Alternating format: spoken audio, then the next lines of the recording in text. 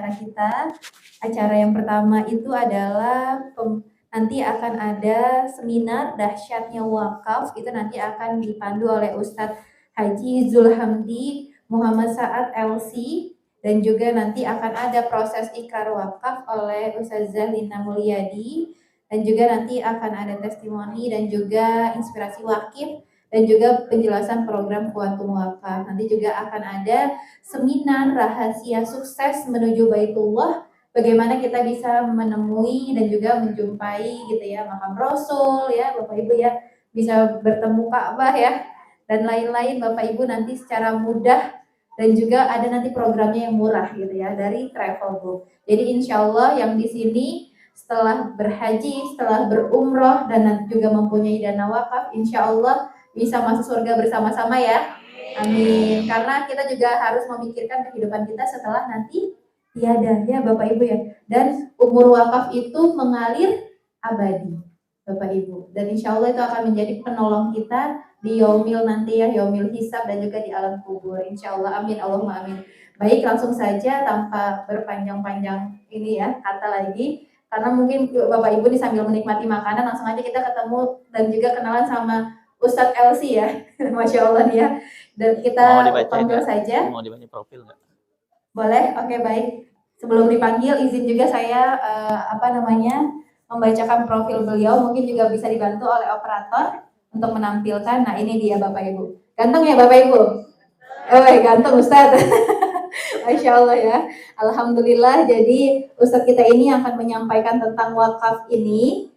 Beliau itu background pendidikannya dari lulusan pesantren As-Salam dari Sumatera Selatan, juga dari lembaga pengetahuan Islam dan Arab di Libya, Bapak Ibu, dan juga S1 International University of Africa Sudan, S1 Islamic University of Madinah Arab Saudi, S2 Universitas Dakwah Islamiyah Libya. Jadi sekolahnya jauh-jauh ya Bu ya.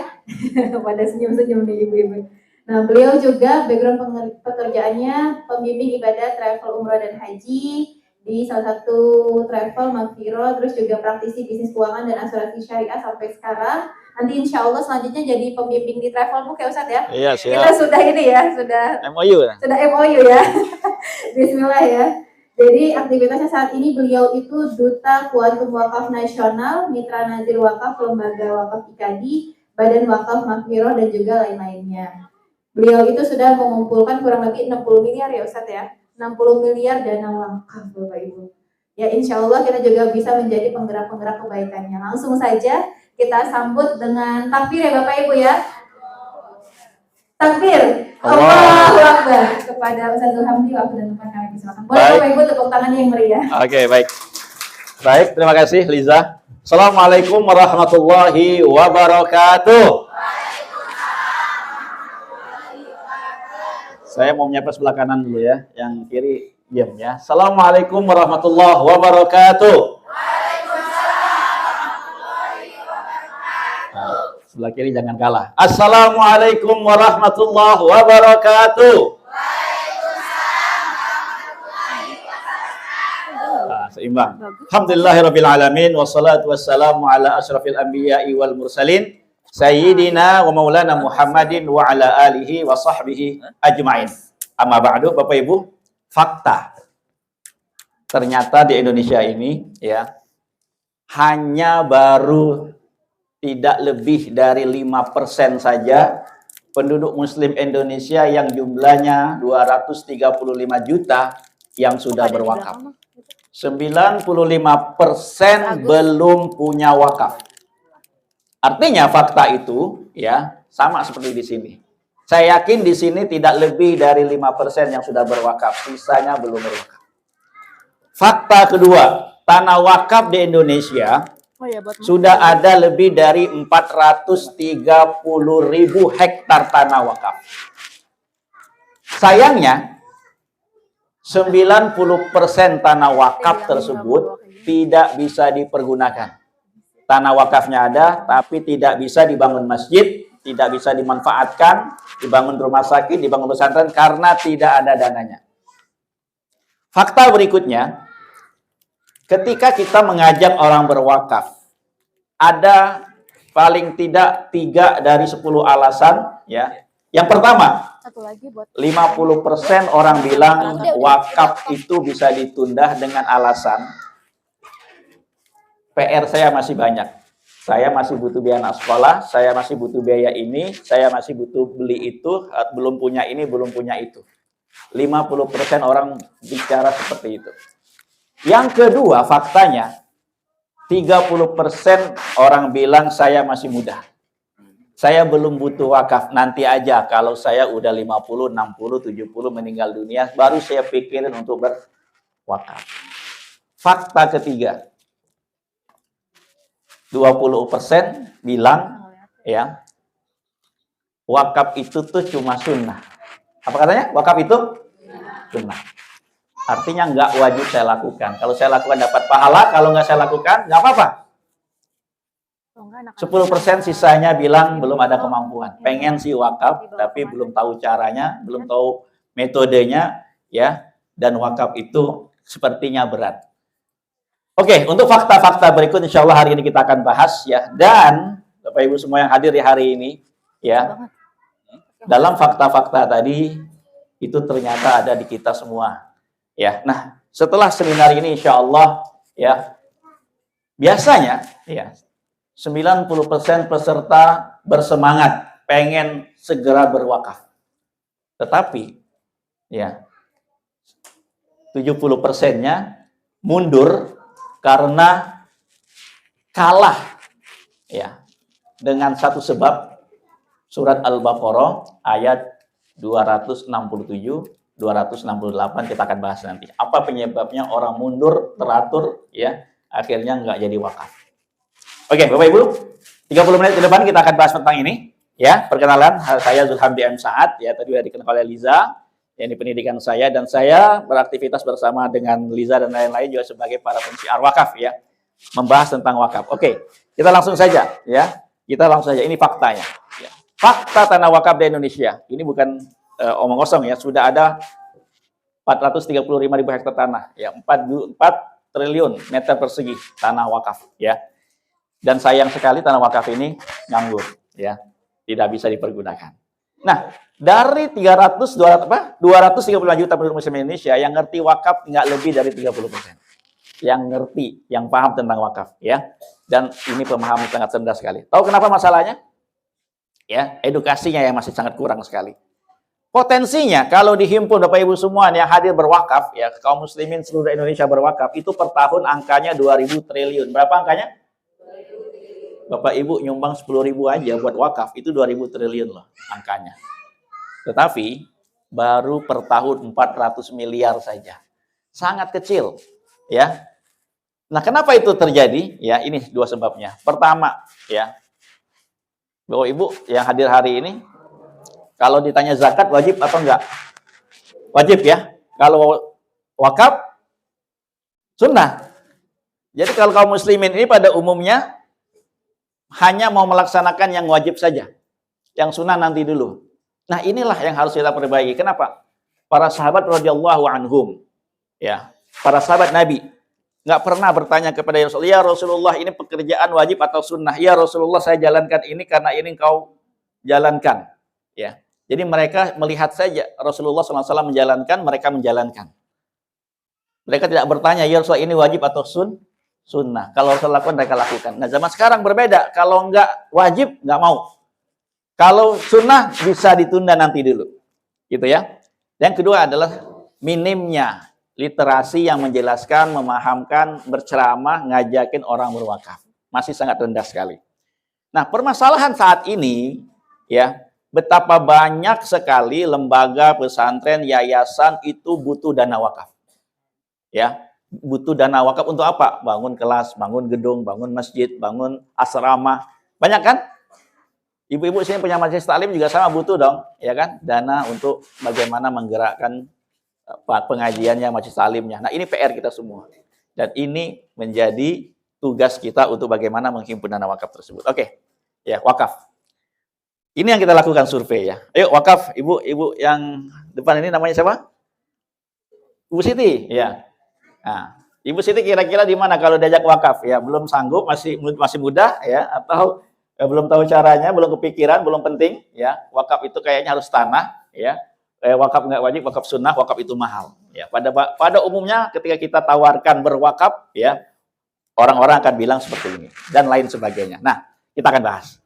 Ibu-ibu semua yang hari ini hadir, kenapa kita penting punya wakaf? Ya, kenapa setiap kita penting punya amal jariah wakaf? Kenapa? Ya, untuk menjawab itu ini satu hadis dari Utsman bin Affan.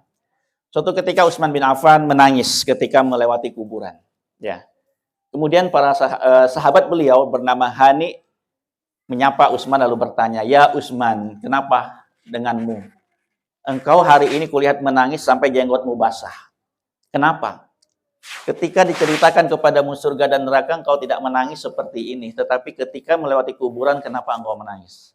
Kata Utsman, "Wahai Hani, aku mendengar Rasulullah SAW bersabda, Innal qabra awwalu manazilil akhirah. Sesungguhnya kuburan itu adalah tempat singgah pertama dari tempat singgah perjalanan menuju akhirat. Fa in naja minhu.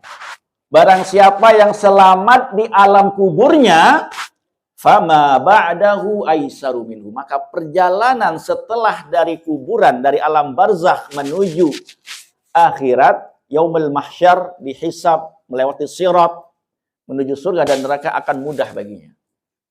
Wa illam yanju minhu. Barang siapa yang enggak selamat di alam kuburnya, di alam barzakhnya, fama ba'dahu asyaddu minhu. Maka perjalanan setelah kematian itu akan lebih berat baginya. Dan Utsman menangis, ya. Karena ada perjalanan setelah kematian yang panjang. Nah, masalahnya kira-kira menurut Bapak Ibu nih hadir hari ini, bekal yang kita bawa menuju perjalanan panjang ini untuk di alam kubur sudah berapa banyak? Sedangkan Rasulullah SAW bersabda, kullu mri'in fi dhilli sadaqatihi yaumal qiyamah hatta yufsila bainan nas. Setiap kita manusia akan berada di bawah naungan sedekahnya sampai perkara-perkaranya nanti di akhirat diputuskan. Jadi, ketika kita meninggal dunia, yang menaungi kita di alam kubur, yang menemani kita di alam kubur, sampai nanti perkara-perkara di akhirat diputuskan dan akan mudah perjalanan kita, ternyata sedekah. Dan Rasulullah SAW menyampaikan, idza matal insan, apabila manusia meninggal. Dalam riwayat yang lain, idza mata ibnu Adam, apabila anak Adam meninggal dunia, putus amalnya. Inqata'a amaluhu, putus amalnya. Kecuali min talatin. Shadaqatin jariyah. Apa? Shadaqatin jariyah. Sedekah jariyah. Ulama seluruh sepakat makna sedekah jariyah wakaf. Yang menemani dalam kubur, yang mengalirkan pahala adalah wakaf. Bayangkan hari ini, bayangkan. Hari ini kita masih sehat walafiat. Bayangkan minggu lalu. Nggak apa-apa, kita membayangkan minggu lalu atau 1 bulan yang lalu kita sudah meninggal dunia. Hari ini disebut almarhum kita. Kita bayangkan kita berada di alam kubur, kita sudah meninggal dunia. Ya. Kira-kira di alam kubur kita, amalan apa yang menemani kita, yang mengalirkan pahala setelah kita di alam kubur? Udah ada belum? Hari ini udah ada belum? Udah ada belum, ibu-ibu? Karena tadi menurut Badan Wakaf Indonesia, itu cuma 5% yang sudah punya wakaf. 95% belum punya wakaf. Kalau sedekah, iya mungkin sudah. Ya, sedekah receh, mungkin 10, 20 ribu, 100 ribu, 1 juta, 2 juta, mungkin sudah. Tapi yang punya wakaf masjid, membangun masjid atas nama Ibu Siti. Ya, masjid atas nama siapa? Punya rumah sakit, punya pesantren. Nggak lebih dari 5%. Kebayang kita. Kalau minggu lalu kita meninggal dunia dan kita hari ini berada dalam kubur, kira-kira anak kita itu mendoakan kita terus enggak? Kan anak yang soleh mendoakan. Sampai kapan dia mendoakan kita? Kadang-kala kita aja ketika sholat lupa mendoakan orang tua kita kan? Dan umur anak juga terbatas. Dan tidak semua orang punya anak. Artinya berharap pahala mengalir dari anak yang soleh sama sangat kecil sekali. Yang lain ilmu bermanfaat. Yang ketiga kan?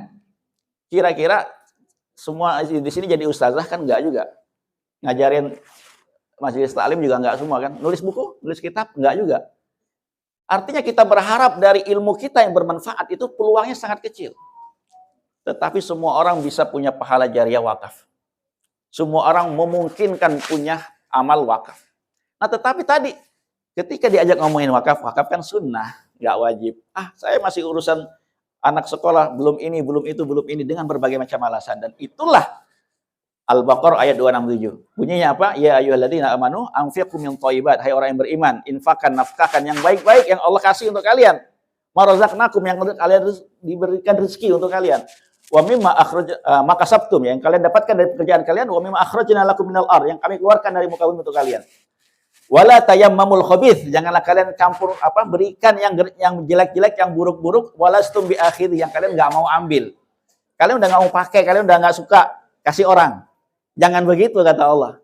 Walastum bi akhiri illa antum idubi, kalian hanya menutup mata saja, udah enggak tertarik, udah enggak penting, udah enggak perlu kasih orang aja.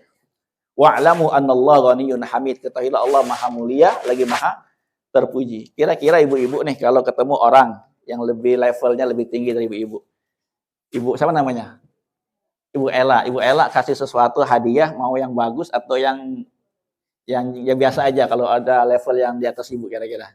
Biasanya. Bagus dong ya? Mau kasih orang yang levelnya secara keuangan ataupun stratanya dia lebih tinggi atas kita atau lebih bagus dari kita aja mau kasih hadiah yang lebih bagus. Setuju ya? Wa'lamu annallaha ghaniyyun hamid, ketahuilah Allah Maha Mulia, Maha Terpuji, Maha Agung. Masa iya kalian kasih receh? Masa iya kalian kasih sisa-sisa? Ketahuilah ketika sedekah yang kita keluarkan, infak, wakaf yang kita keluarkan bukan untuk siapa-siapa, tapi untuk Allah. Yang manfaatnya kembali kepada kita. Balik lagi tadi, faktanya.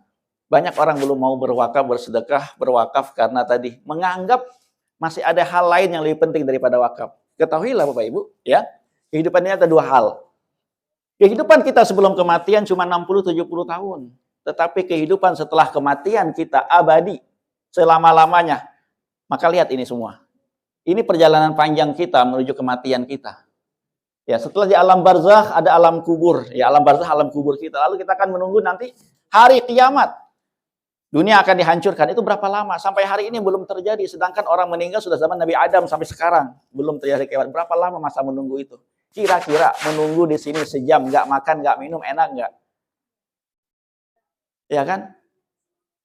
Perjalanan panjang, nggak ada meneman di alam kubur, enak nggak? Ya, menunggu hari kiamat, kemudian hari kebangkitan. Ya, dibangkitkan dalam keadaan hufatan, uratan, telanjang, tanpa alas kaki. Untuk di apa? Digiring ke padang mahsyar. Di padang mahsyar untuk apa? Dihisab. Catatan amal kita, baik buruk kita, dosa kita, pahala kita akan dihisab, akan dihitung semuanya, yang besar, yang kecil, semuanya akan dihisab. Ya, mudah-mudahan kita termasuk yang dapat syafaat dari Rasulullah SAW. Amin. Lalu apa? Lalu diberikan catatan amal kita. Kira-kira Bapak Ibu. Inilah yang membuat Utsman tadi menangis. Hadis yang saya sampaikan di awal. Perjalanan ini akan susah bagi kita, akan mudah bagi kita, tergantung kita hari ini. Ya, karena perjalanan kita masih panjang. Ketika catatan amal kita akan diberikan, faman utiya kitabahu biyaminih, dia akan terima dengan tangan kanannya, fasaufa yuhasabu hisaban yasira, dia akan dihisab dengan hisab yang ringan, yang mudah. Orang-orang yang menerima dengan kirinya, laitani lam uta kitabi Allah, kalau aku nggak terima dengan tangan kiriku, nggak mau. Lah kita hari ini kira-kira Bapak Ibu, ya. Kenapa kita penting punya wakaf? Kenapa kira-kira? Karena kita semua, ya, kain kafan kita sudah ditenun. Kain kafan kita sudah ditenun, sudah disiapkan hari ini. Tinggal menunggu saja kapan dipakaikan ke tubuh kita. Artinya kita nggak boleh menunda kebaikan berwakaf dengan alasan apapun. Karena wakaflah yang akan menaungi seseorang di alam kubur sampai perkara-perkara yang diputuskan. Kapan terjadinya kematian? Kullu nafsin dha'iqatul maut. Setiap kita akan merasakan kematian. Kita semua ini adalah calon mati semua. Ya. Nah, ya kullu nafsin dha'iqatul maut. Setiap kita akan merasakan kematian. Maka pertanyaannya setelah itu adalah ketika kita berada di sini, di liang lahat ini, liang kubur ini, kira-kira keluarga tercinta, orang tua, anak, bapak, suami, ada mau nemenin bareng-bareng? Apa yang menemani kita? Amal. Hari ini saya tanya kira-kira nih, kalau ditimbang amal kita, ya, kalau ditimbang amal kita hari ini, mana yang lebih berat? Mana yang lebih berat? Nah, kalau kita bayangkan minggu lalu, bulan lalu kita mati, sedangkan amal kita masih sedikit dan dosa kita banyak, kira-kira kita berharap amal jariah dari mana? Yang menambah pahala jariah kita dari mana kira-kira? Anak soleh juga mungkin kita khawatir anak kita nggak berdoakan selalu. Ilmu kita juga kurang. Sedekah nggak punya. Lalu kita masuk surga dengan apa? Lalu kita berharap rahmat Allah, ampunan Allah untuk masuk surga dengan apa? Maka disinilah penting kita berbicara wakaf hari ini. Dengan punya wakaf, itulah yang mudah-mudahan bisa mengalirkan pahala kita. Mengalirkan terus. Ibu punya masjid, ya, atas nama ibu. Itu yang bagi orang sholat beribadah nanti ke depan insya Allah mengalirkan pahala, ya. Terus mengalirkan pahala.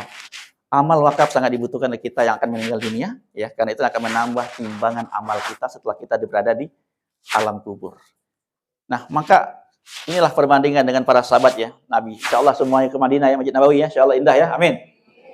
Ketika Bapak Ibu nanti sholat di Masjid Nabawi, umroh haji, masya Allah, ya, inilah masjid wakaf Rasulullah SAW. Rasulullah membeli tanah dari 2 anak yatim. Ya, para sahabat membangun Masjid Nabawi bersama Rasulullah. Utsman, ya, Abu Bakar semua, Abdurrahman bin Auf, ya, Thalhah bin Ubaidillah membebaskan tanahnya dengan Masjid Nabawi untuk diperluas Masjid Nabawi sampai hari ini. Ya, untuk orang sholat di sana. Kebayang pahalanya? Setiap orang sujud, beribadah, ngaji, i'tikaf di Masjid Nabawi, Rasulullah kebagian pahala.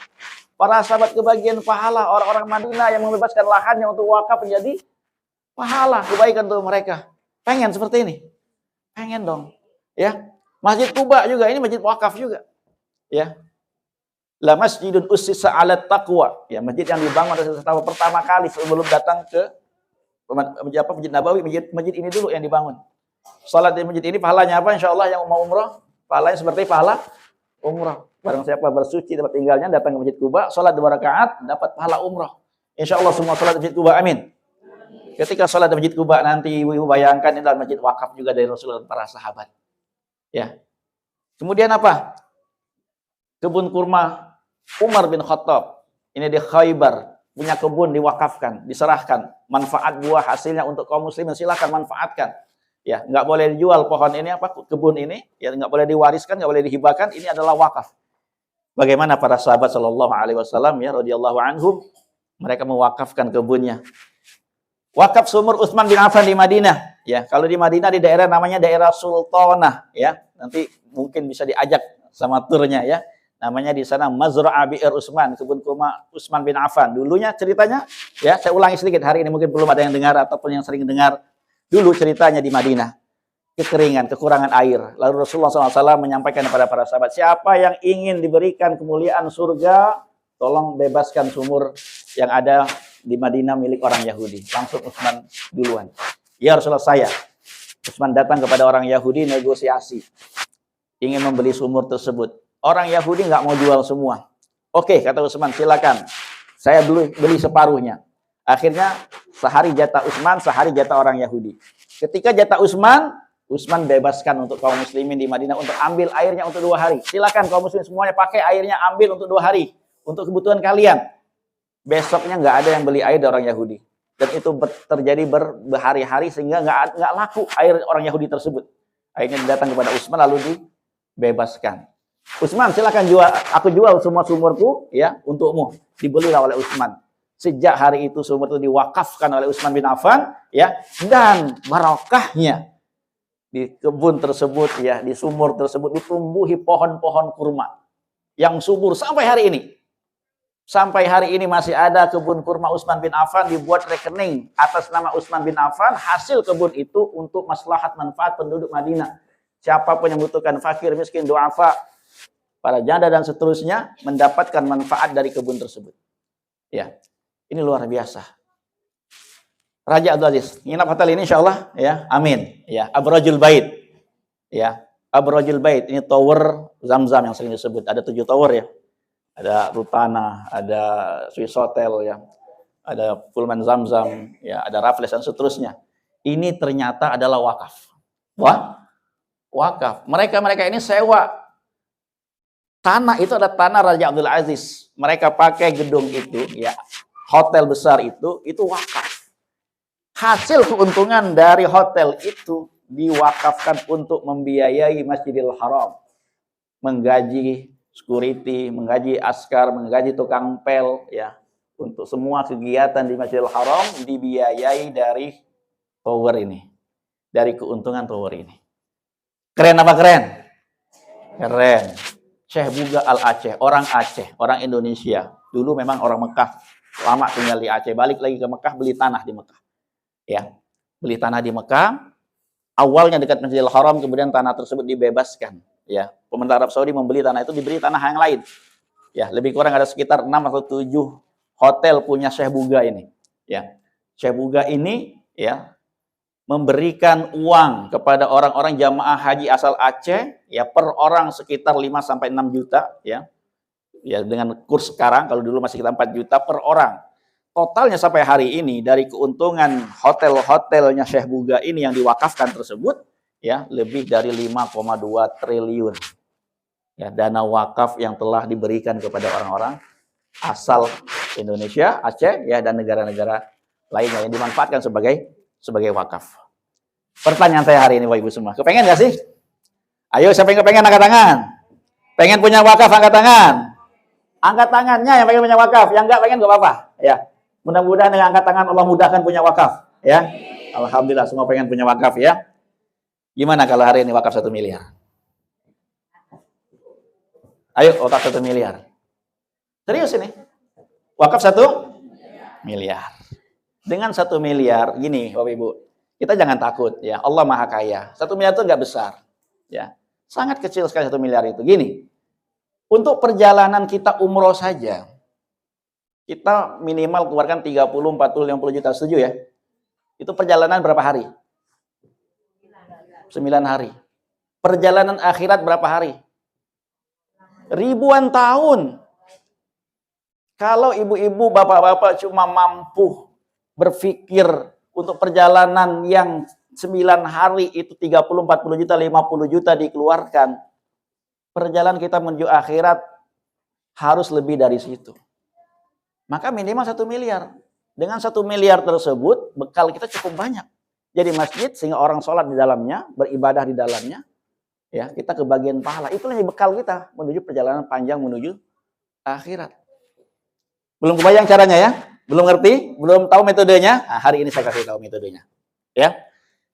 Jadi berwakaf itu sama seperti kita merencanakan haji dan umroh. Sesuatu yang perlu direncanakan, perlu disiapkan, perlu dialokasikan.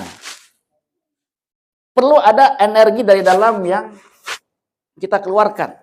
Ya. Kalau kita mau berwakaf 500 juta, berarti kan kita nabung dulu ya. Maka kalau hari ini seandainya sudah ada uangnya, ya, seandainya sudah ada uangnya. Kira-kira menurut Bapak Ibu, ya, orang mau nggak dengan langsung aja ngeluarin uang udah ada itu? Atau masih pikir-pikir dulu?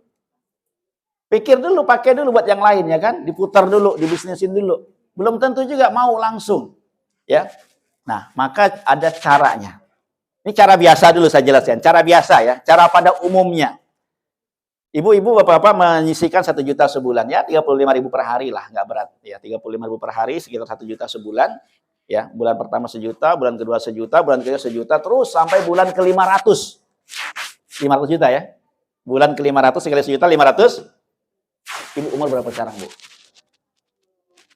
46 ditambah 41 tahun di usia 87 tahun, Bu, baru terkumpul 500 juta.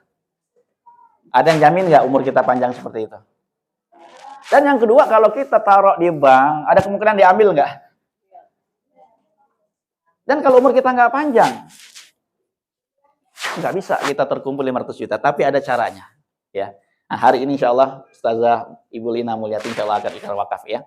Nah, Ibu Lina ikut program namanya Wakaf Alisha. Ya. Wakaf Alisha ini adalah wakaf dengan cara cerdas, mudah, terencana, ya, continue, ya, dan ada kepastian nilai wakaf. Jadi seperti ini programnya. Ya, setelah buat program wakaf di Alisha, ya, di Kuantum Wakaf ini kita lakukan ikrar wakaf. Nah, hari ini insya Allah ya, Ibu Lina ya dengan apa namanya Ustadz Rizky ya nanti akan ikrar wakaf di sini ya serah terima wakaf ya melakukan ikrar wakaf untuk nanti wakaf buat pesantrennya Ustadz Rizky dan yayasannya Ibu Lina ya. Nah, untuk apa ya? Boleh buat masjid, buat pesantren dan seterusnya.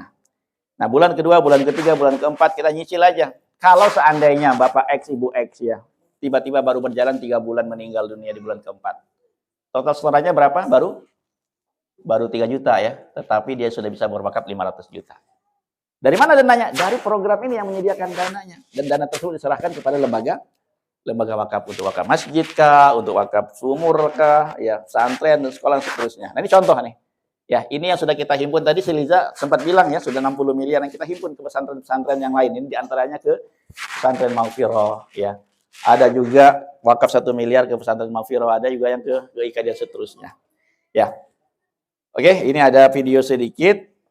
Boleh saya lihat dulu sebentar sambil saya minum, habis itu saya lanjutkan lagi ya. Setelah itu baru ikrar wakaf dari Ibu Lina. Kita lihat dulu video berikut. Keluar nggak suaranya? Oh, nggak keluar ya? Oke, kalau saya lewat aja kalau gitu. Ya, oke, baik.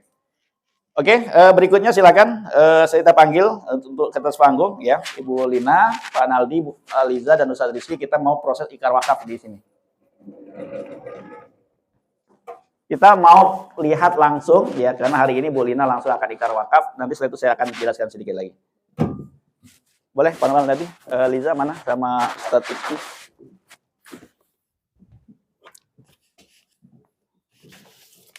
Yuk, kita angkat.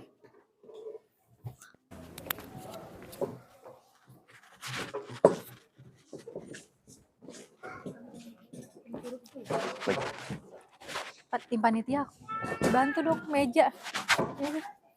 Ya Allah.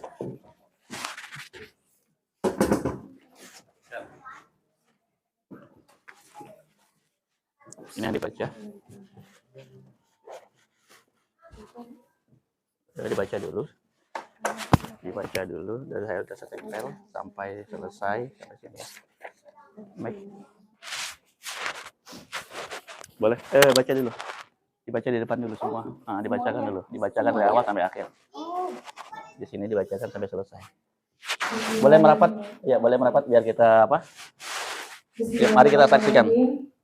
Dengan mengharapkan ridho Allah Subhanahu wa taala, saya yang bertanda tangan di bawah ini yang menjadi dari Bapak Bapak disambung dari Diragam RT nomor 01 dan lintas nomor 10 Ragam Pemerintah Kabupaten Jawa Barat kode pos 0395 nomor KTP juga 3208 Selanjutnya, sebagai pihak pertama atau mewakili dengan ini mengikrarkan bahwa pada hari ini, Minggu 29 Januari 2023 Masehi, 7 Rajab 1444 Hijriah, telah menyerahkan wakaf wasiat melalui uang tunai dari polis asuransi jiwa syariah Allianz Life Indonesia dengan nilai wakaf sebesar 1 miliar rupiah dari total manfaat santunan asuransi jiwa syariah Allianz sebesar 2,250 miliar. 2 miliar 250 juta rupiah atas nama Liana Mulyadi nomor polis 00007 4266762 jenis produk Allianzia Protection Plus dengan ahli waris penerima manfaat asuransi adalah ibu saya Andi Rosmiati dan di sini ada adik saya yang bungsu Alfi Kadamulya agar uang manfaat santunan asuransi tersebut dapat diambil dari ahli waris. Saya ketika klaim meninggal dunia telah selesai diproses oleh PT Allianz Life Indonesia dan uang tersebut diwakafkan untuk pembangunan masjid, pendidikan dan dakwah melalui nazir wakaf yang ditunjuk sebagai wakaf wasiat yang saya berikan kepada nama nazir wakaf Yayasan Muslim Center Indonesia, alamat di Jalan Raya Jatinegara Barat nomor 169, RT 5 RW 3 Bali Mester Kecamatan Jatinegara, DKI Jakarta kode pos 1130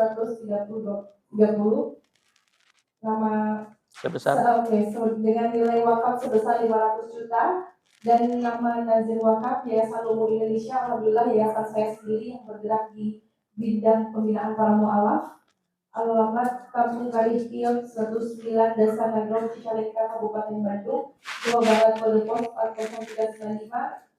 Nomor telepon saya 081224777888 dengan nilai wakaf sebesar 500 juta rupiah. Selanjutnya disebut sebagai pihak kedua atau nazir.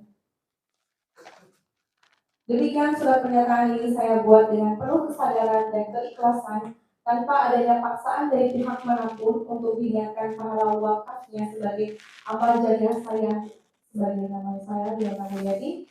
Semoga Allah SWT meridhoi niat kuliah dan ikrar wakaf ini serta bermanfaat untuk umat yang pahalanya kekal abadi di sisi Allah SWT, dan semoga Allah SWT mengumpulkan kami semua sekeluarga di surganya kelak. Amin ya Allah ya Rabbal alamin. Sambil doa ibu bapak semua kami ingin menjadi penggerak wakaf selanjutnya. Disebutkan terus, disebutkan ininya apa nama ini, disebutin menyetujui. Baik, menyetujui pihak keluarga dan ahli waris. Pihak kedua dulu. Pihak kedua ini adalah Ustadz Haji Muhammad Rizky Jamaluddin Wasi sebagai Nazir Wakaf Yayasan Muslim Center. Menyetujui. Ya, menyetujui pihak keluarga dan ahli waris. Ibu saya Andi Rusmiati dan adik saya Saksi-saksi. Saksi-saksi di sini ada abang saya Muhammad Hanin Aldi. Sini ada adik saya, bapak saya juga Riza Fazira, dan abang saya juga guru saya Zulhamdi. Ayo, silakan. Ya, tangan. Bantu boleh foto. Bismillahirrahmanirrahim. Ada yang moto nggak? Ya, berdiri aja, berdiri biar kelihatan. Bantu moto, ya. Di sini ya. Ya, di situ. Ya, dibantu foto sini. Nah. Oke, silakan Ustadz Rizky penerima wakaf. Ya, agak sini dikit biar kelihatan. Oke, silakan Bang Naldi sebagai saksi. Satu lagi. Ya, tiga, silakan dua.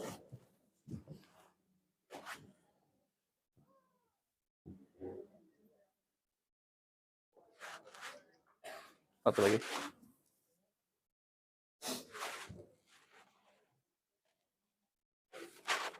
Ya, saya.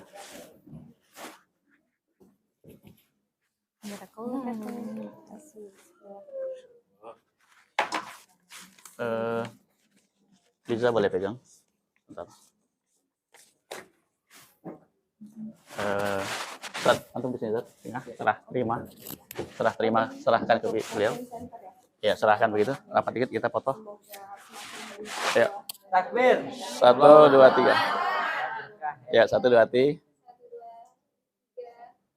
Oke. Oke, ini diterima oleh Bang Naldi dulu. Serah. Silakan serah terima sertifikat. Ustaz menyerahkan. Iya, silakan. Mudah-mudahan jadi amal jariah ya. Baik, 1, 2, 3. Yes. Oke. Kamera, oke, lihat di kamera. Ya. 1, 2, 3.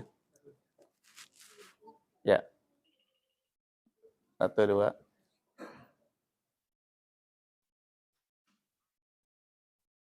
Oke, sip.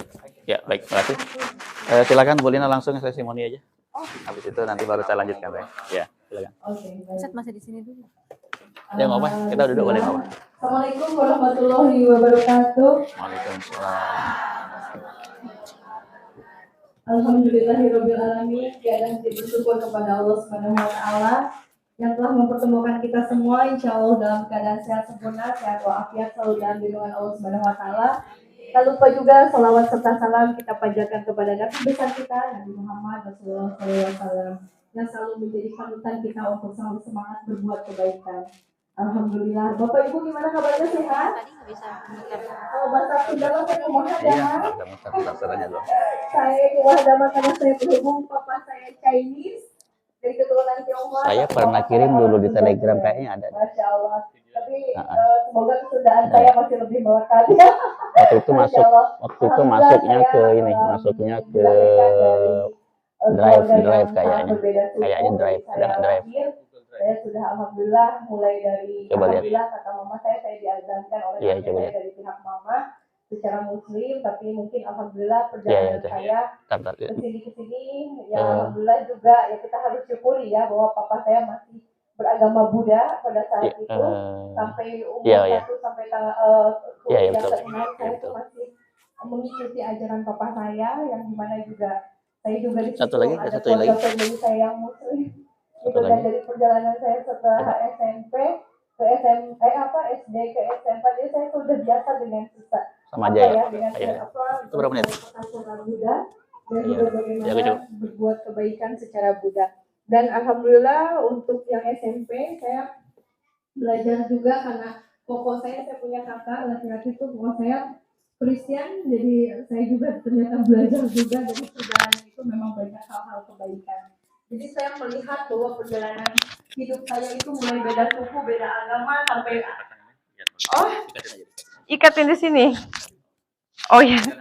Oke. Jadi dari berbagai macam suku, agama yang saya harus alami, saya harus belajar bagaimana saya tuh harus mengikuti yang mana. Akhirnya saya tuh ya belajar yang pada akhirnya ya namanya mungkin alhamdulillah ya hidayah dari semua perjalanan saya, dari semua kebaikan-kebaikan agama yang sudah saya anut sebelumnya, alhamdulillah gitu. Ada mungkin kestabilan hati yang dimana mungkin setiap mendengar azan tuh saya selalu yang Allahu Akbar, saya selalu merinding gitu. Merinding di mana saya pun, aduh, apa ya ini gitu. Itu dari kecil sih gitu. Nah, terus kedua, saya kalau mendengar apa yang mengaji ya kayak asyhadu alla ilaha illallah gitu. Terus juga alunannya tuh membuat saya bergetar jiwa saya. Saya cuma pikir, "Ma, apa Islam tuh apa sih?" gitu ya atau apa. Udahlah katanya kalau kata Bapak belajar nanti aja katanya. Kalau Mama nanti kamu suatu saat akan belajar. Nah dari situ saya perjalanannya nantilah next time saya akan cerita tentang hijrahnya saya karena sebetulnya nanti bisa 2 jilid ya.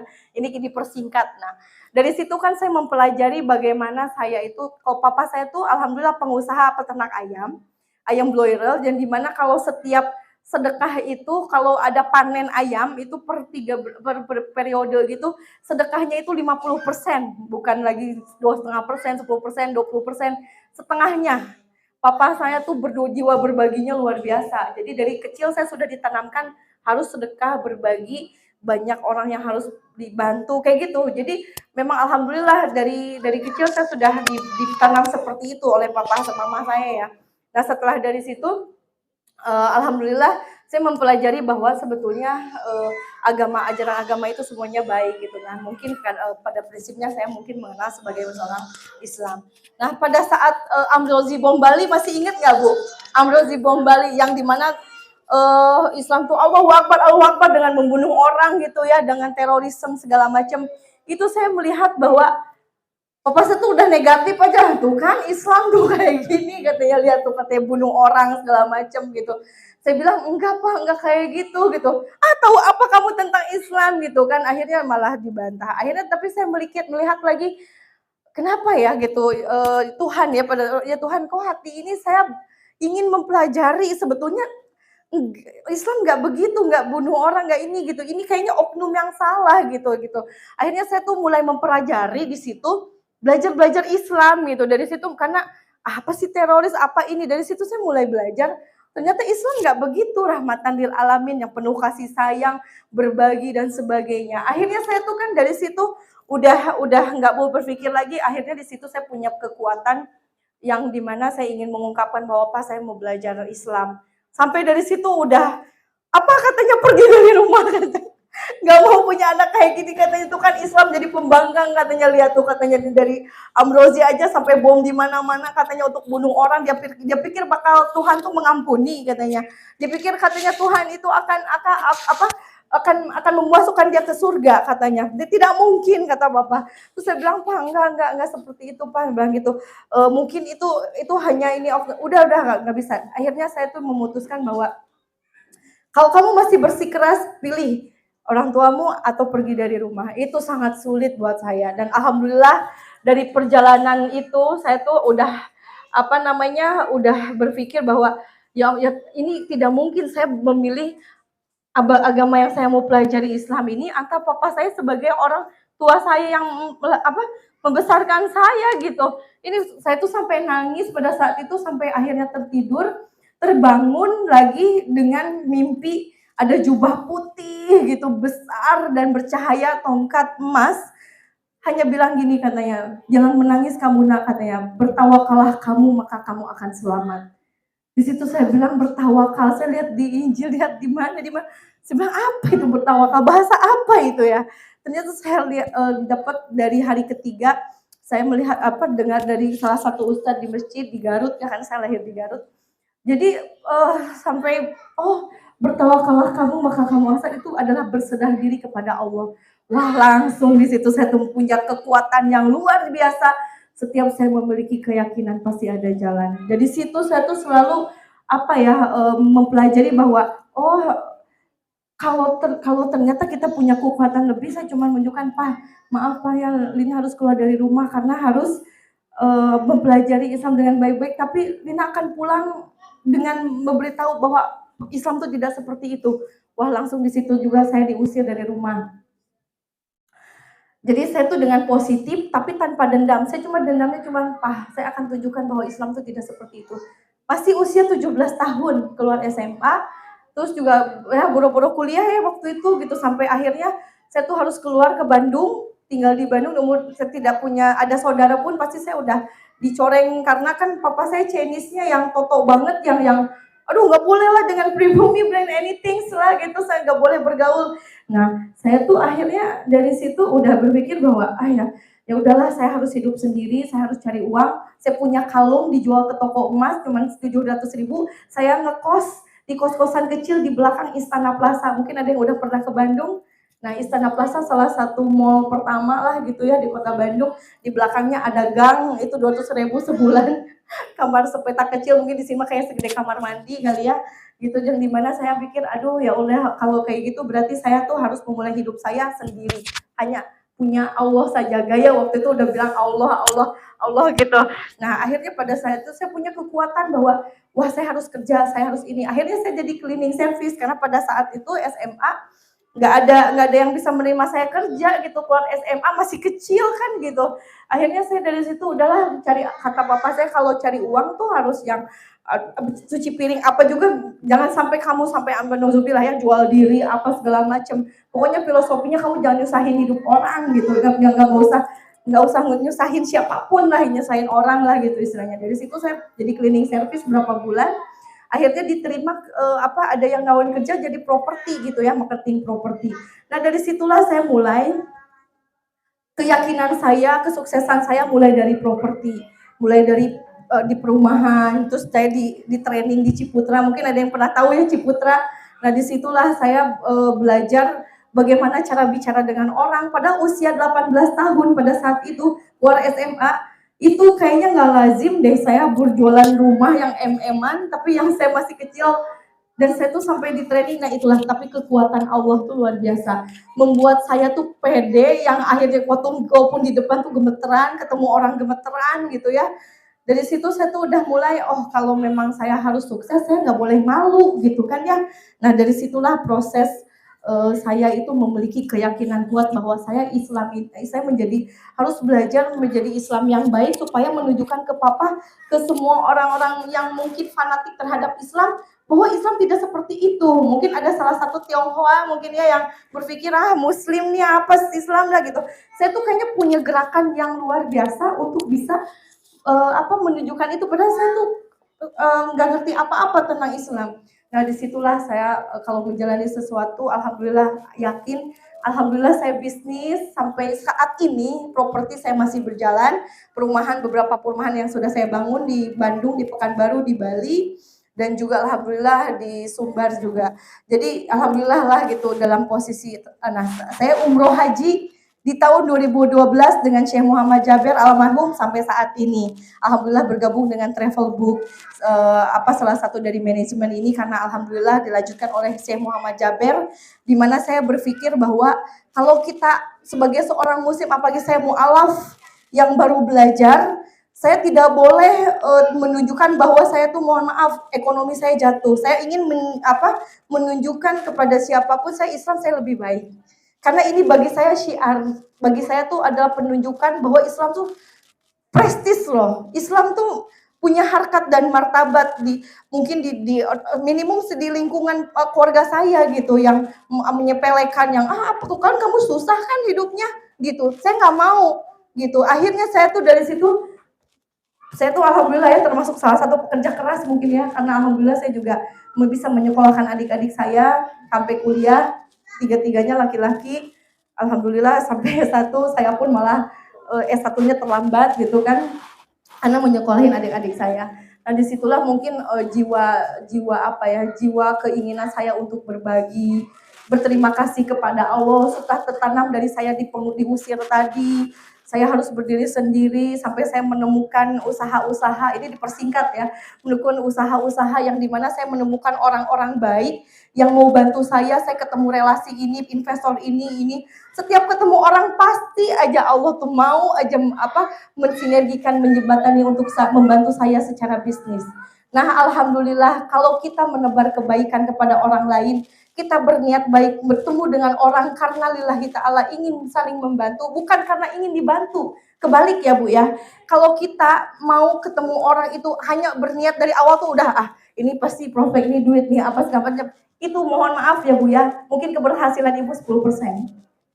Tapi kalau Ibu Bapak dari awal cuma lillahi ta'ala, ya Allah saya punya program, saya ingin membantu orang ini, saya mau ketemu dengan ibu ini, bapak ini, hanya ingin mensyiarkan, saya ingin memberikan sesuatu informasi yang terbaik, bahwa ini ada kebaikan di sini. Sebetulnya untuk informasi ini sebetulnya untuk dia kan, untuk bapak ibu ini, bukan untuk kita pribadi. Sebetulnya wakaf tidak wakaf, sebenarnya bagi kita mungkin wakaf kalau jadi alhamdulillah kita dapat jariah, walaupun tidak kan kita jangan kecewa kan gitu.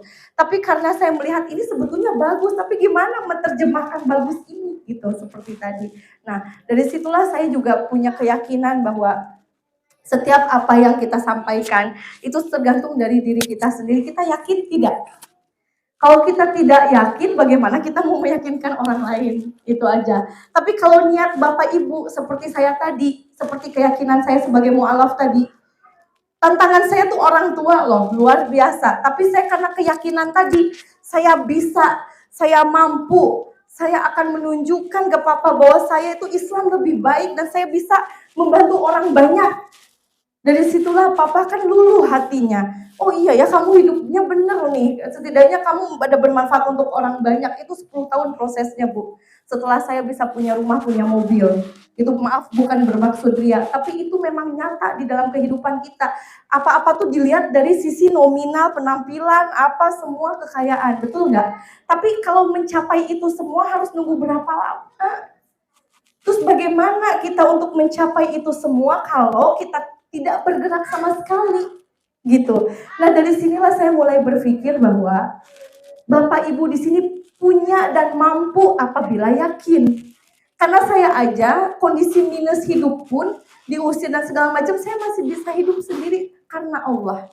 Gitu. Jadi kalau Bapak Ibu yakin terhadap sesuatu, salah satunya yang disiarkan wakaf. Kenapa saya mau ingin mensyiarkan wakaf ini? Dari 2018 saya sudah menjadi penggerak wakaf. Mohon maaf. Bukan bermaksud ya, dan saya ini ada membangun namanya sahabat wakaf. Itu karena niatnya ingin siapapun bisa berwakaf. Nah ini dilanjutkan lagi dengan Ustaz Zul, dengan Travel Book, semua yang punya keinginan punya pesantren umroh haji pertama di Indonesia. Masya Allah, aplaus dulu dong. Ya Allah, ya Allah. Ini belum pernah ada. Jadi kayak Bapak Ibu punya anak atau Bapak Ibu mau jadi mutawif, atau anaknya mau jadi pembimbing, itu bisa di pesantren kami yang tadi saya alhamdulillah wakafkan, baru semampu saya gitu, dengan jangan sebulan cuma 1.750.000 gitu. Bagi saya bukan cuman ya, karena dengan nilai nominal 2,25 tadi dengan 1.750.000 per bulan, bagi saya tuh masih jauh saya dengan mengumpulkan 2,2, tapi Allah mampukan dengan melalui wasilahnya Allianz ini. Kita dengan 1 bulan 1.750.000 aja berarti sudah bisa berwakaf 2,25 miliar. Padahal kalau mau tunggu nabungnya juga mungkin nggak tahu kapan. Tapi karena saya lihat ada lembaga yang memfasilitasi siapapun bisa berwakaf, mulai dari 300.000, 1 juta, 1,5 juta, 1.750.000, 2 juta, itu ternyata bisa mengwakafkan miliaran juga. Nah disitulah niat baik kita mau atau tidak gitu. Dan keduanya, terus yang mau berumroh haji ya. Ini kenapa saya sampaikan di sini, Ustaz Zul juga bekerja sama dengan Travelbook karena kita ingin bermanfaat dan mengumrohkan gratis. Karena almarhum Syekh Ali dulu, saya lihat persis beliau mengumrohkan tunanetra, tahu tunanetra hafiz Quran. Satu-satunya ulama menurut saya yang konsentrasi terhadap tunanetra hafiz Quran, kayaknya almarhum Syekh Ali Jaber. Nah, kenapa saya dan kami semua bergerak untuk bisa bergerak dengan umroh hajinya ini? Karena kami ingin mengumrohkan gratis tunanetra hafiz Quran itu. Salah satunya niat dari Lumbung Indonesia gitu. Nah, saya berpikir bahwa Bapak Ibu bisa melakukan hal yang sama. Jadi kita bersinergi adalah untuk kebaikan. Kita berbuat sesuatu ingin ada kebaikan. Karena pulang kepada Allah itu tidak membawa apa-apa. Saya punya rumah, punya mobil juga. Kalau saya tidak memberikan sesuatu yang bermanfaat untuk orang sekitar saya, pasti minimum keluarga saya kayaknya nggak ada apa-apanya hidup ini. Gitu. Bagi saya, kenapa saya membina para mu'alaf saat ini, Yayasan Lumbung Indonesia, karena saya sebagai mu'alaf, saya ingin membina para mu'alaf tuh untuk survive secara ekonomi, karena itu bisa kembali lagi kalau tidak stabil hatinya. Karena saya merasakan 1-2 tahun saya semenjak mu'alaf ya, saya diterpa ekonomi yang luar biasa sampai dijatuh bangun, ditipu, ada uang habis dan juga kayaknya tuh terpuruk, mau deal ini deal itu susah gitu. Saya cuma mikir saya tuh Islam tuh masuk Islam tuh bener apa enggak sih gitu. Saya takutnya jangan-jangan ini saya Islam nih bener kata papa saya sampai di doa-doa gitu. Nah, ternyata segala sesuatu takdir itu bagaimana kita bisa melakukan impian-impian kita tercapai, baru takdir yang mengikuti. Walaupun kadang takdir tuh kita emang Bapak Ibu udah tahu belum takdir kita apa, kan nggak tahu. Tapi takdir itu menurut saya kita yang menentukan. Takdir itu kita yang menentukan, karena saya yang mengalaminya. Kita mau jadi A, ya kita harus proses A. Kalau kita mau jadi B, kita harus proses B. Tapi kalau kita mau proses C, ya kita proses C. Kita udah tahu susunannya, mau kemana, dengan siapa kita bergaul, itu penting. Ini saya ngelihat Bapak Ibu ini posisi weekend aja masih melangkah untuk ibadah, mendengarkan, itu Allah catat, malaikat catat. Dengan langkah ibu pada hari ini tidak ke mall, orang lain mungkin happy-happy, jalan-jalan ke mall belanja, walaupun tidak belanja, mungkin wasting time lah hal-hal yang lain. Tapi Bapak Ibu melangkah untuk bisa mendekatkan syiar ibadah. Itu udah pahala Allah catat. Saya yakin walaupun saya bukan ustazah, saya cuma hanya berpikir tentang rasional kehidupan saya, bagaimana Allah ikut serta dalam kehidupan kita, tidak pernah berhitung. Jadi begitupun juga jangan sampai berhitung. Kalau kita untuk kepribadian aja kita tidak sisihkan, sampai kapanpun juga kita seumur hidup gak akan berwakaf. Kita kalau lihat ya mulai dari 300.000 atau 1 juta, itu sekitar 33.000 per hari. Kalau dengan kita makan bakso aja kan kadang-kadang dibiarkan aja, tapi kalau niat 1 hari 33.000 kan udah sampai 1 juta. Itu sudah bisa berwakaf hampir 500 juta atau berapa nanti dihitung. Itu yang menurut saya kenapa saya jadi ingin menjadi penggerak wakaf gitu. Dan insya Allah saya akan siarkan seluruh Indonesia untuk bisa nilai kebaikan ini. Saya ingin mengajak Bapak Ibu, karena kalau pelit ilmu, pelit informasi itu kayaknya kita tuh rugi banget gitu istilahnya. Kalau kita ada sesuatu informasi yang bagus, kita harus sampaikan dengan baik tanpa berniat ingin dapat apa. Tapi lillahi ta'ala aja, ya Allah, saya ingin mensyiarkan wakaf ini karena Allah, karena saya ingin punya bekal ibadah. Setidaknya saya belum berwakaf, mungkin orang lain berwakaf dulu dengan asal wasilah saya kan dapat pahala yang sama. Nah, itulah yang mungkin nanti harus dikaji oleh Ustaz Zul, dan mungkin kita akan coaching berulang-ulang. Jadi ibu, bapak jangan hanya saat ini aja kita bertemu, nanti kita season berikutnya harus ketemu lagi. Nanti sampai dengan bapak ibu bisa berwakaf. Walaupun sekarang misalnya ya saya cuma hanya bisa sekian, atau saya mungkin nanti diskusi dulu, nggak apa-apa gitu istilahnya ya. Nanti tinggal nanti kita ketemu lagi bagaimana supaya mempelajari apa itu selain makna wakaf, bagaimana mensyiarkan wakaf. Insya Allah saya lillahi ta'ala saya akan bantu Bapak Ibu untuk bisa closing terhadap berbicara sesuatu tentang mungkin bagaimana berbicara kepada rekan atau apa. Nah, mungkin nanti ada coaching berikutnya untuk Bapak Ibu. Jadi jangan udah hari ini datang tapi nanti besok-besok kita acara nanti Ibu nggak datang lagi. Kok bisa setiap kita undangan datang aja dan bahkan ngajak lagi yang lain gitu. Nah, karena kan setidaknya dengan mengajak tuh dapat pahala juga Bu, gitu kan. Dengan tadi informasi wakaf tadi. Nah, itu mungkin dari saya masih banyak harus belajar Bapak Ibu. Masih banyak harus belajar. Saya mau minta bimbingan ke Bapak Ibu karena saya masih keagamaan saya masih minim. Saya masih belum bisa berbuat apa-apa gitu, tapi setidaknya saya belum bisa dakwah, belum bisa syiar. Saya hanya bisa seperti ini, baru bisa mengajak, baru bisa mensyiarkan, baru bisa bekerja, baru bisa berbuat baik gitu. Nah, itu mungkin dari saya ucapkan terima kasih atas perhatian dan atensinya sudah kemari. Saya ucapkan terima kasih, semoga Bapak Ibu disehatkan, diselamatkan, panjang umur, Amin. dan bisa amin. berwakaf ya Bu ya. Amin. Amin, amin. Baik dari saya mungkin. Baik. Assalamualaikum warahmatullahi Waalaikumsalam wabarakatuh. wabarakatuh. Terima kasih. Plus untuk Ibu Lina, Masya Allah ya, inspiring ya. Inspirasi sekali ya, bila Bu Lina aja bisa ya. Kita yang sudah belajar Islam lama masa iya kalah ya kan. Nah, jadi Bapak Ibu nggak perlu kalah, nggak perlu takut karena ini saya kasih lihat ibu-ibu nih. Ibu-ibu pengen umpama gini ya. Ini kan ada iuran yang paling kecil, saya kasih lihat coba. Boleh tampilin layar Pak Nazar?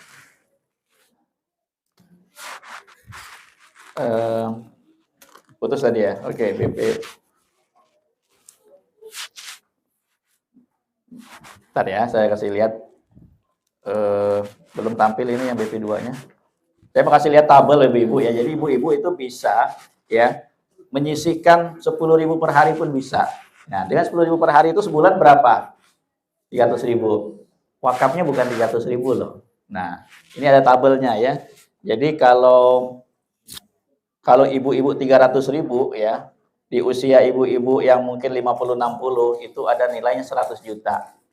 100 juta itu bisa diwakafkan kalau dalam fatwanya itu bisa maksimal 45%. Jadi wakafnya itu 45 juta bisa diwakafkan. Nah, 50 jutanya gimana? Ya, 50 jutanya buat kalau kita meninggal itu. Ya, kita bisa beli kain kafan keluarga kita buat gali kuburan. Ya, uangnya kasih siapa? Nah, untuk itulah kita kerjasama sama perusahaan asuransi Allianz Syariah. Dia yang nyiapin dananya. Nah, dia nyiapin dananya, ya. Jadi tabelnya ini sayang sekali nih, nggak kebaca lagi, ya.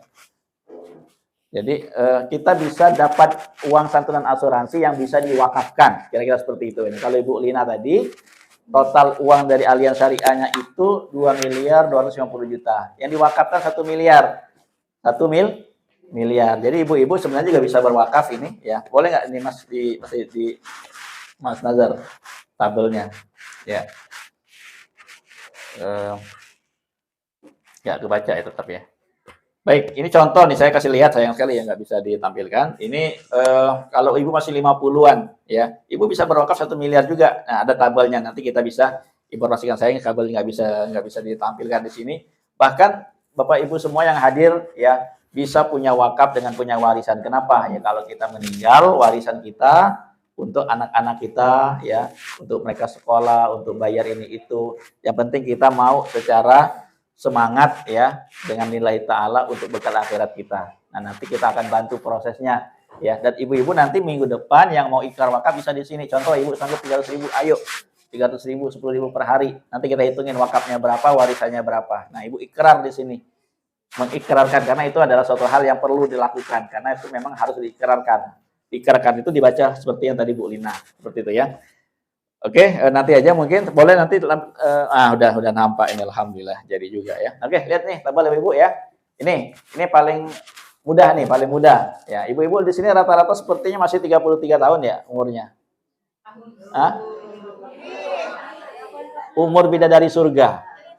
Ya kan? Umur bidadari surga 33 tahun. Ya, 50 ya. Oke, ini anggaplah nih. Ya. Ini kan cuma 28.000 per hari ya. 28.000 per hari sisihkan untuk apa? Untuk wakaf sekeluarga. Ini nilai wakafnya 200 juta. Ya, ini 45%-nya. 225 juta wakafnya. Wakafnya kemana? Ke lembaga yayasan ya, Muslim Center Ustadz Rizki. Boleh nggak di separuh ke yayasan Ibu Boleh, nanti kita sepakatin aja mau berapa wakafnya ke sana. Nah, ada sebagian 275 juta untuk hak ahli waris. Siapa yang ngasih dana ini, dana wakaf dan dana waris ini? Allianz Syariah. Perusahaan asuransinya yang memberikan itu. Tinggal kewajiban kita nyisihin aja 28.000 per hari. Ya kan, ringan kan? Nah, kalau nggak dengan cara ini kita nggak mungkin ngumpulin wakaf kapanpun. Baru berjalan sekali nih, bulan depan mati umpama meninggal dunia. Kita nggak ada yang tahu kan umur. Nah, tetap nilai keluarnya bukannya 800.000, yang keluarnya 500 juta. Nah, 500 juta itu dibagi nanti oleh Allianz. Untuk wakafnya sekian, warisan kita sekian. Paham ya konsepnya ya? Gitu. Nah, jadi kalau selama ini Bapak Ibu tentang asuransi itu, ya ini namanya asuransi wakaf. Ya, asuransi memang untuk wakaf. Tujuannya wakaf, bukannya nabung ya, tapi tujuannya buat wakaf. Ya, ini ada tabelnya lagi yang 1 miliar bisa nanti ya, sesuai dengan kemampuan. Tidak ada paksaan. Tapi bagaimana kitanya pengen punya bekal akhirat kita masing-masing. Semuanya kembali ke ibu-ibu. Nanti ada lembar yang kita isi, silakan. Isi niat wakafnya untuk siapa, nanti dibacakan. Niat wakaf untuk orang tua, sebut namanya. Ya, nama almarhum, sebutin namanya. Nama anak disebutin namanya. Nah, nanti mampunya berapa, ya nanti kita bantu buatkan programnya. Setelah programnya jadi, Bapak Ibu ikrar wakaf. Nah, serah terima wakafnya seperti yang tadi dilakukan. Seperti itu. Paham ya? Oke, boleh Pak Nazar kita tampilkan video. Saya sudah selesai ya. Kita ada video 4 menit. Silakan kita lihat sebagai penutup di sesi saya. Assalamualaikum warahmatullahi wabarakatuh. Silakan Pak Nazar.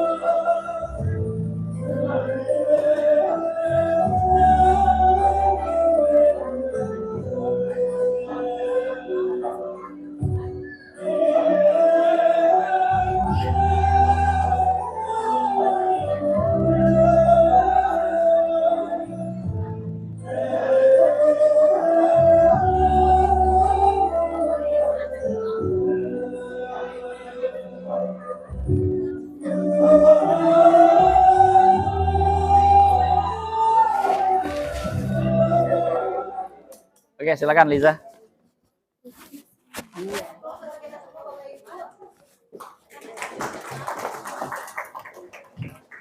Jam-jam segini jam-jam rawan ngantuk nih Bapak Ibu. Masya Allah. Tadi perjalanan dari Bogor berapa jam Bapak Ibu? Sejaman ya. Tapi insya Allah semuanya sudah terhitung pahala ya. Roda-roda bis yang berputar. Jadi boleh kita ini dulu Bapak Ibu. Kalau misalnya saya bilang selamat pagi, Bapak Ibu jawabnya pagi ya. Bisa? Kalau misalnya saya bilang lagi selamat pagi Bapak Ibu, jawabnya pagi. Bisa ya? Bisa ya, biar nggak ngantuk. Atau ada minum lagi bisa di-sharing tadi. Snacknya sudah dapat ya? Alhamdulillah. Baik. Pagi. Wah, tuh kan ngantuk. Ya, ngantuk ya Bapak Ibu ya. Bismillah ya. Insya Allah ini ada selanjutnya sesi ini. Ini sesi yang juga sangat luar biasa, di mana kita akan membahas bagaimana bisa pergi umroh gratis. Mau nggak Bapak Ibu? Beneran mau? Tapi sebelumnya, ada yang mau berwakaf setelah tadi lihat video tadi? Ada yang mau berwakaf? Bisa angkat tangan?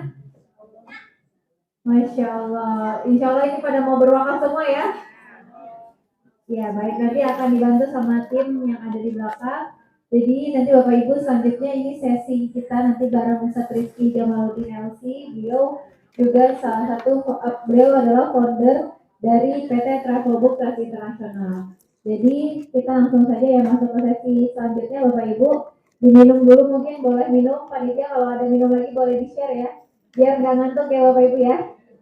Oke baik, langsung saja kepada tim dari PT Travelbook Trans International. Waktu dan tempat saya persilakan.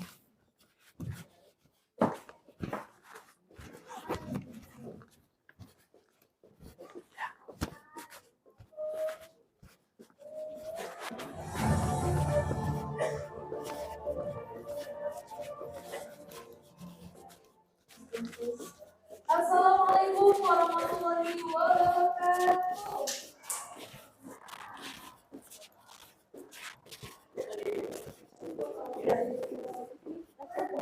Nanti ini kalau ada yang mau berbakat tawarin aja dari datanya.